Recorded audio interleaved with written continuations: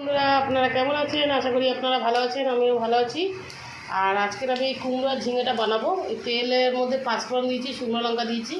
আর আমার এখানে খুব জোর বৃষ্টি হচ্ছে, এই দেখে নেন। ওই লঙ্কার হয়ে গেছে, এবার আমি সবজিগুলো দিয়ে দেবো।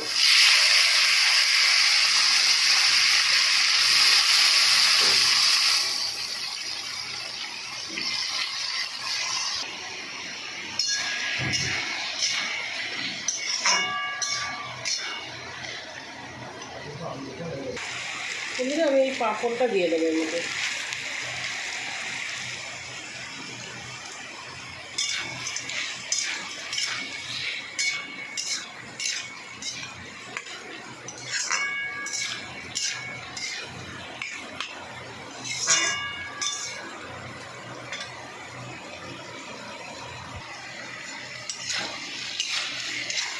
তো বন্ধুরা আমার সবজি রান্না হয়ে গেছে। আমি এই পাঁপড়টা দিয়েছি, এই যে পাঁপড়টাও সুন্দর সিদ্ধ হয়ে গেছে। একদম সিম্পল রান্না, খেতে খুব ভালো হয়, আপনারাও বাড়িতে বানিয়ে খাবেন। আর এবার আমি ইলিশ মাছটা ভেজে নেব। এই যে ইলিশ মাছটা নুন হলুদ গুঁড়ো লঙ্কা মাখিয়ে রেখেছি, ভেজে নেব।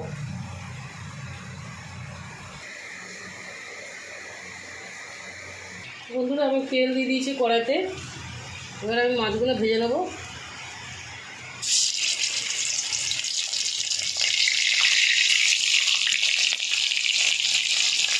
মাছগুলো বেশি বড় বড় ছিল না, ছোটো ছোটোই মাছ ছিল।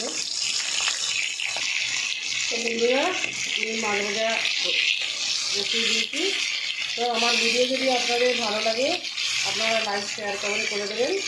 আপনারা যারা সাবস্ক্রাইব করেনি আপনারা সাবস্ক্রাইব করে দেবেন বন্ধুরা।